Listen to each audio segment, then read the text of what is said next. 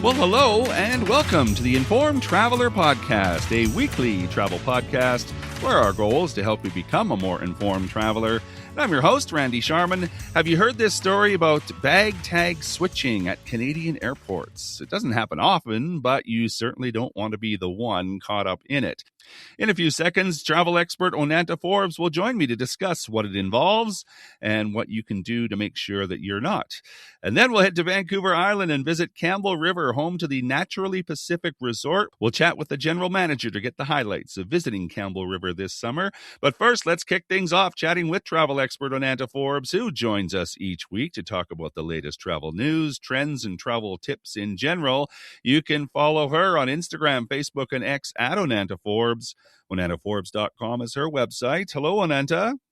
How are you? I'm well, thank you. We're going to talk about this story. It was in Travel Pulse Canada's, or on Travel Pulse Canada's website, their news headlines, and then also W5 did a bit on it apparently too, because they referenced W5. But it's bag tag switching. Oh my goodness!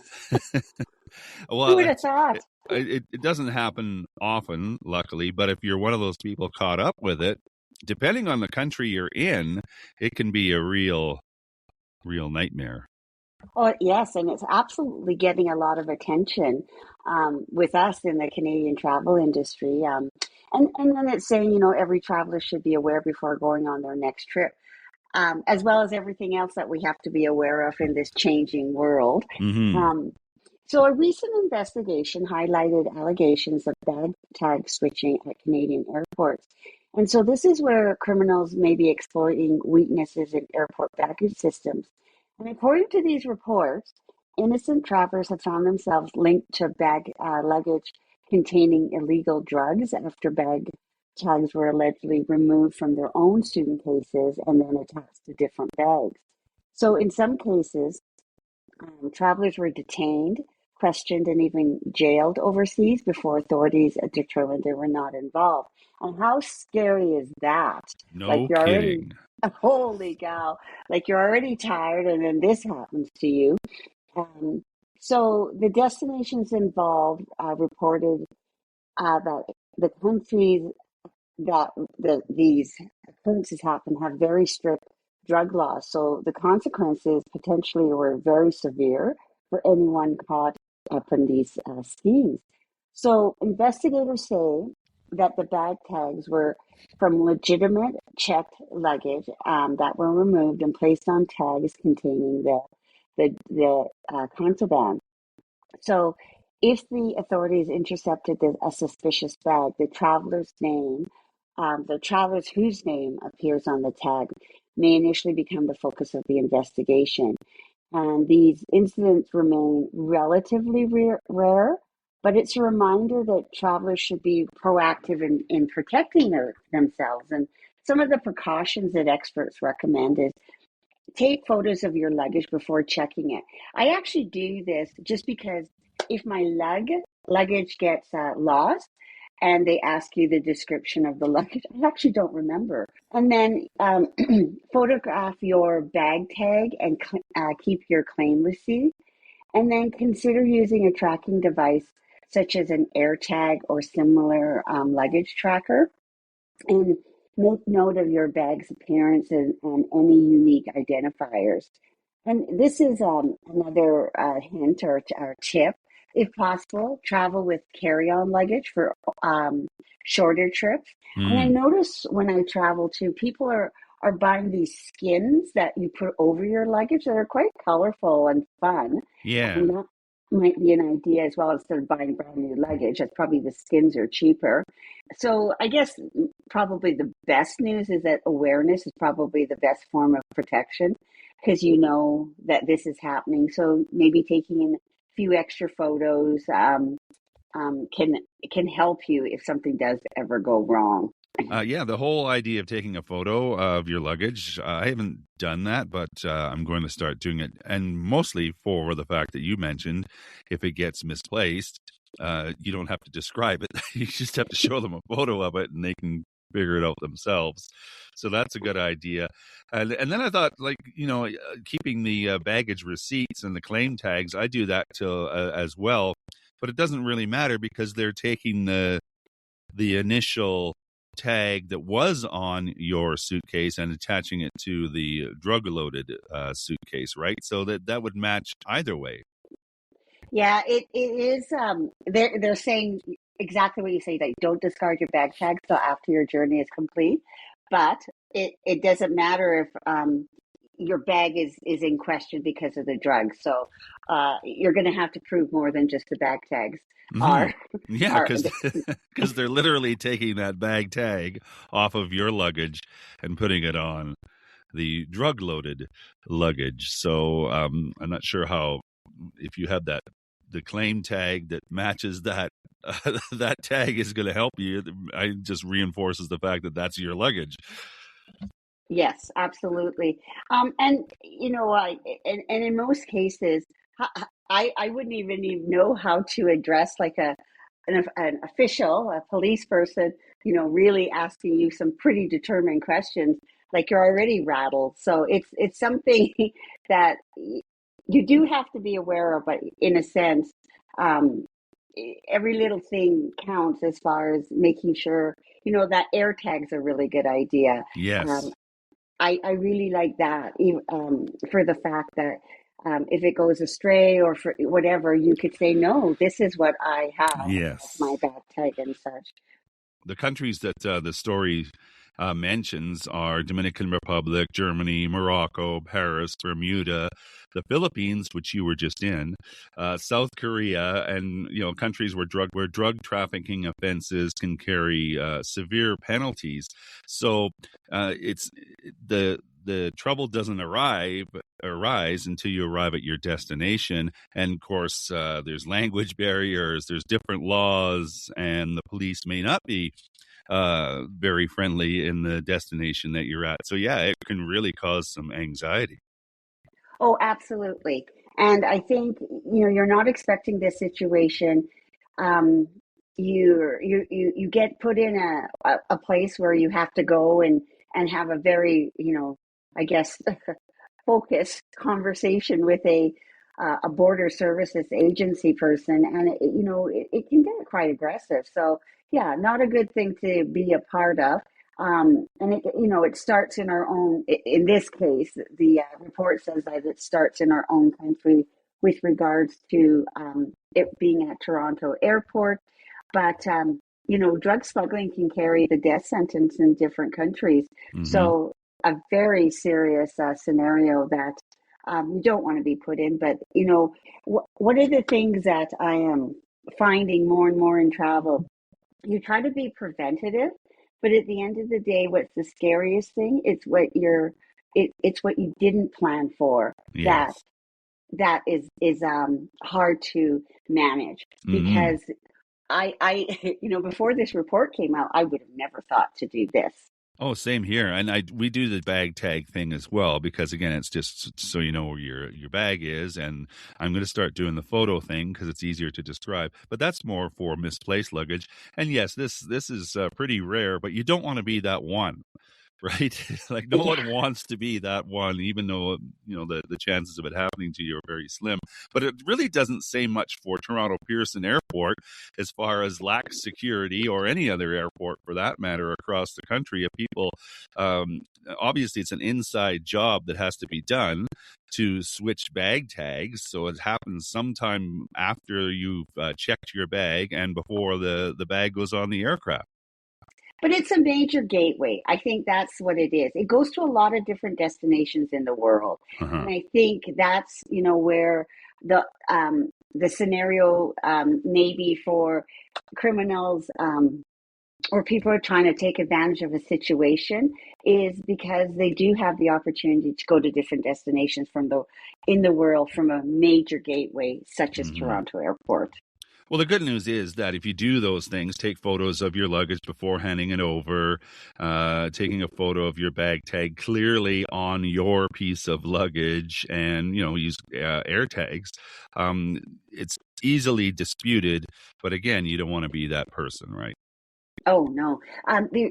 This article, it did say that there was a couple in the Dominican Republic that were detained like 100 days there trying to get this all sorted out, even Uh-huh. after the the charges were dropped.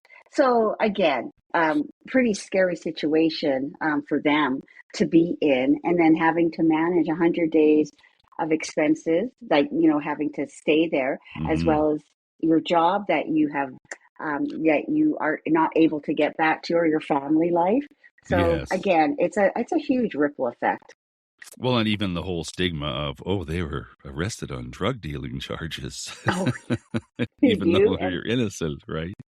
and then you have to think, does that follow you? Like, when you go through customs, and I'm that one that gets pulled You got to over. wonder. Yeah, you got to wonder. Exactly. Good Yeah. stuff. People can find the story on Travel Pulse website, travelpulse.ca.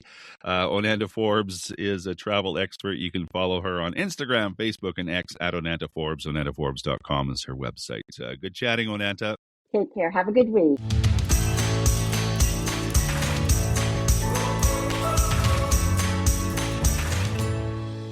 This is the Informed Traveler Podcast. I'm Randy Sharman. Just want to remind you of our website, theinformedtraveler.org. That's where you can find our contact page if you have any questions or comments about the podcast. You can also email me, too, with any questions you might have. My email address is randy@theinformedtraveler.org.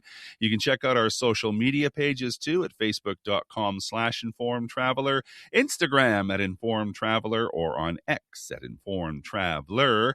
That's where you'll find a number of videos and photos from our recent visit to Fort Lauderdale, Florida, and other interviews and stories. Plus, you can sign up for our monthly newsletter. It's released at the beginning of every month. Our June issue is available now. Just go to our website, theinformedtraveler.org. Click on the newsletter button. It'll take you right there, or you can subscribe to it and have it arrive in your inbox each month. Well, Campbell River, BC offers visitors a spectacular blend of ocean, mountains, and wilderness on the east coast of Vancouver Island. It's also home to the Naturally Pacific Resort, which offers spectacular views and access to all those outdoor experiences. So joining me now to share all the things the Naturally Pacific Resort has to offer is Michael Johnstone. He is the general manager of the Naturally Pacific Resort. Naturallypacific.ca is the website. Hi, Michael. Hi. Well, thanks for doing this. It's not officially summer yet, but how are things so far in Campbell River going for you? And I'm sure you're looking forward to the summer weather. We are looking forward to the summer weather, of course. We are looking forward to a record summer business-wise, for sure. Yeah, things are looking good. So let's start with the basics. Where is it located in Campbell River? And it's easier now than ever to get there. I understand WestJet has new flights to Campbell River and Harbor Air. So let's talk about that first. And then once you've landed, how do you get to the resort? So we're located 700 Peterson Road, and we just are a little bit out of the town centre. It's a nice quiet location. Our bedroom stock either overlook the downtown area with the waterfront, or overlooking the golf course and the mountains. And yeah, we've just had recently, not quite daily yet, I think it's 3 or 4 times a day, direct flights coming in from Calgary with WestJet, which is really improving the accessibility, because it now means that our European business is growing. It's not we're top a feeder market, but it's definitely growing. So it means people can fly from Europe and any one of WestJet's many partners, and then they can come straight to Campbell River with the same airline, which is really easier. Mm-hmm. And then we've got Harbor Air coming in a few weeks, July 6th, and they're going to have daily seaplane service from Vancouver. That is going to be another added connectivity for us. And it means that people can get here from Vancouver in a different way. So the ferries are great, but they're a little bit more timely. And this is going to be quick. harbour to harbour in 50 minutes. And we've also got our existing Pacific Coastal flies direct from Vancouver 3 times a day. But I think the harbour area, the harbour air, service, especially for the tourists coming on board, it just adds to that sort of West Coast experience. They can get a float plane. It's different. It's nice. Mm-hmm. I've been to the Harbor Air place in Vancouver. You can have a nice lunch there, and it's really cool to watch them take off. Isn't it? And I've only flown them once a long, long time ago, not with Harbor Air, but with on a float plane. But it is an interesting experience and a fun experience and a totally different experience. It is, and it's comes straight from Vancouver downtown harbour to downtown here, so it's really convenient. They don't need to land in an airport and then get transportation to where they're going. And it's interesting when you mention transportation. We have 2 shuttle services. We've got a luxury Cadillac service. Oh, nice. And then we've got a minibus that holds about 12, 14 people. I can't remember exactly. Mm-hmm. But we do a complimentary Campbell River Airport shuttle back and forth to the resort. And then once Harbour Air kicks in, we'll be doing a complimentary shuttle back and forth. And people can also pre-book these shuttles to take them to various locations, Elk Falls being one. If they want to golf in a different golf course, we can arrange that. So, because the transportation in this, it's a small town and it can be a little bit difficult to get. Public transport and taxis are sometimes difficult to get. So that's, we're offering that, which is really good. One of the advantages, though, is the airport isn't huge, so it's really quick to quick access, right? Compared to a bigger airport like Toronto, Calgary, or Vancouver. It's a really good point, Randy, because I've flown in and out many times, and it's like almost getting off a bus. You get off the aircraft, 2 minutes you're through and you're out. So it's really quick. Yeah, it's really good. Let's talk about the resort itself. It's not overwhelming. I'm looking on the website, naturallypacific.ca. It's a nice size, right? Like I said, it's not huge, overwhelming. You're not going to, get lost in a corridor or something, but it's a nice size to offer enough amenities as well. Yeah, it's 100 bedrooms. Then we have within the main hotel building, we've got our immersion spa, which is a beautiful spa service. We've also got Carve, which is our one of our dining options, open for breakfast, lunch, dinner. Predominantly, you may call it a steakhouse, but we also look after our people, our vegan customers, vegetarians.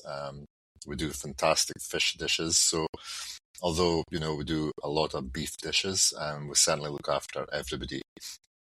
And then we've got a nice meeting space in a separate building, which holds about 100 people. And then we've got Velocity, which is our virtual golf provider. And there's, an option to have some food and drinks in there, separate kitchen, more a casual approach. And then we've just opened our Sunset Terrace, which is our barbecue patio. So we do, there's a external full kitchen barbecue that the food comes from. A lot of the salad and vegetables, and I'll come to that in a second, comes from our Pacific Patch garden. And we also do a smoked takeout option there, and people can also order from the smoked menu and have the food on the patio, and that's chef does his own smoking brisket, pork, fish, chicken. It's absolutely delicious. Yeah, it sounds good. So that's all. The Sunset Terrace is not new, but it opened last year. But as many things, we looked at the first year and thought, well, this needs to be changed and this needs to be redone. So it's a very different facility now. So that's kind of, and we've got an outdoor hot tub and an indoor pool with steam room and sauna with a gym. So everything that somebody would need to enjoy a few days in the resort for sure. Mm-hmm. Well, and Massively. the name is Yeah. unique too, with Naturally Pacific. I think that sort of says the philosophy behind running the resort in general, right? And you were touching upon, and again, I get this from your website, a garden where you're pulling the vegetables right out of your own garden. Well, I mean, and I didn't really mention the golf course. I mean, the golf course right now is in pristine condition, and that's, we do get a big draw from golfers coming and enjoying the golf course and spending a couple of nights. Just before I speak about the garden, another new thing for us is a property called the Residence at Naturally Pacific Resort, and that is it overlooks the golf course. It's not really part of the main complex. It's maybe it's a 2-minute drive, 10-minute walk, but it's a 5-bedroomed luxury residence, self-contained. Sleeps 10 people. You could go there, spend a few days, gourmet kitchen, everything's there for you. You can pre-order food. There's an outdoor barbecue area. Chef can go along and cook for you if you wish. So it's a really elevated option and we're finding it's popular with families, groups of friends, but also corporate groups that are coming to the resort. And some of them may want, the CEO, for example, may want an option to stay a little bit privately. So that is new. The Pacific Patch, I'll touch on that. So, this is unique. It's a 22,500 square foot garden on property. And, we cultivate, for example, we're self-sufficient in garlic. Right now it's asparagus season. We've got fruits, we've got berries, we've got bees, which gives us honey. Many, many things that I could list. We'll grow flowers, and everything that's edible that's grown there goes directly into Carve and Velocity and our outdoor patio. And it's really, we extended it last year, so it's just now becoming its own. And really interestingly, we don't use any pesticides, and the team there are so knowledgeable. So they plant flowers that are a natural deterrent to bugs. So, for example, the grow marigolds next to, I think it's peas or strawberries, I can't remember, but that naturally pushes away any nasty bugs. So, cool. Yeah. The team there are really knowledgeable. Yeah. Let's talk a little bit about just Campbell River itself, some of the activities, and there's whale watching, lots of outdoor activities that you can organize too, can't you? Absolutely. The guests can book through us, or they can book directly with our partners. We've got a Himalco First Nation wildlife and cultural tours. We've got, later in the summer, we've got grizzly bear tours. Right now, our partners are just starting up whale watching and fishing. The whale watching is really amazing to see orcas in the wild and humpbacks and all sorts of things. I was out in the water last Monday with some of the team, and we saw the whole thing. We saw eagles feeding, we saw whales, as many as you could count on 2 fingers, 2 hands. They put on a good show for you then. We saw bears, we saw, the lot. It was amazing. Yeah. Nice. And then the fishing, people can choose either sea fishing or river fishing. Both are pretty amazing days, and they're pretty much all full day trips. So yeah, that's one of the main draws, I guess, that people come to Campbell River, is to experience what's on the doorstep. Another good thing, the big thing to mention, is you don't have to sit in transportation for hours to get to these facilities. It's 2-3 minutes from the resort. And again, we can transport guests down to the harbour area in one of our shuttles. Mm-hmm. So it's some of them are quite long days because just because of what you need to see, but it's not it's quick to get there. Yeah. Yeah, you're not wasting an hour just to get to No, see exactly. all the things, right? Yeah. You're going to see them right away, even though it's a long day, but you're going to get a show. So we work with our partners, really closely. Another thing that guests can do is a company called 49 North Helicopters. This is a completely different thing. They can take you up and you can see Discovery Package, a Passage, Alpine Lakes, glaciers. I've not been in it personally yet, but it's quite fun, special. It's fun. It's totally that'd be a unique. lot of fun. Mm-hmm. It's totally unique. And if you do the ocean fishing, which I've done a few times, if you catch a salmon that's big enough, you can keep it. And they will gut it, and there's a facility downtown that they will package it up and make it airline friendly and all sorts of things. Perfect. They will smoke it for you, or if you bring it up to the resort, we've got a dedicated freezer just for guests' fish, so you can throw it in the freezer, and if you're kind of more local, you can take it away. So that's all really going on. So. Mm-hmm. Well, you were mentioning before that you're getting the opportunity to host more European visitors. Do you get a lot of people from, say, the Vancouver area or Western Canada? Where do you get most of your visitors from? Yeah, I mean, British Columbia, Vancouver Island, Vancouver definitely is our top feeder market. But because of the enhanced air traffic coming in, we've always done well from Alberta, but that's increasing from Calgary. Edmonton in the winter would do well with our Alberta because the extreme cold. They can come here in a short space of time and golf in the winter, and that's a big attraction.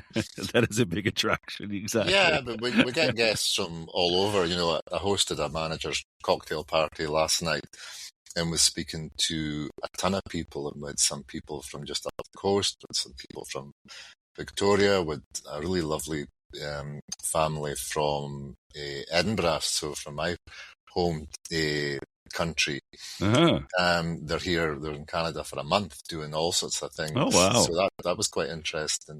It's always interesting speaking to the clients to understand why they chose to come here and what's the attraction. And last night, people were telling me, the couple from Edinburgh were saying, they're here to do the whale watching thing, which they absolutely loved. They'd never done that before. And then other couple of ladies were here just to, enjoy the resort and golf, and they didn't really need to go anywhere but the resort. So it's a good mix. It's a nice mix. Well, I guess that's one of the fun parts of the job too, getting to know the people that are coming to visit and why, right? Yeah, definitely. But we are seeing a nice growth from Germany and the UK as the main growth markets from Europe, which is really interesting. Yeah. Anything I've missed that you might want to add? And just a little bit on our sustainability. It's a big part of who we are. We're a biosphere certified resort, and the garden that I mentioned, our horticulturists, last year we diverted over 10,000 pounds of food waste from our restaurant operations away from landfill through our on-site composting program.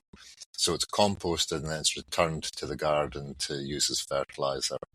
Across the resort, we really invested heavily in the golf course a few years ago on advanced irrigation systems, which has reduced our environmental footprint, really our water usage substantially. And we've got all sorts of things. We've got a sustainability committee within the resort, and we're always coming up with ideas of how to improve our sustainability footprint. A tiny example, every guest room gets slippers. So we've now found a supplier that supplies them that are not wrapped in plastic. So that's a big saving. Yeah. Well, Naturally Pacific. That's the go. name, right? Yeah. Michael Johnstone is the general manager of the Naturally Pacific Resort. You can find out more information on their website, naturallypacific.ca. It was a pleasure chatting with you, Michael. Here's to a great summer. Thank you so much. It was my pleasure.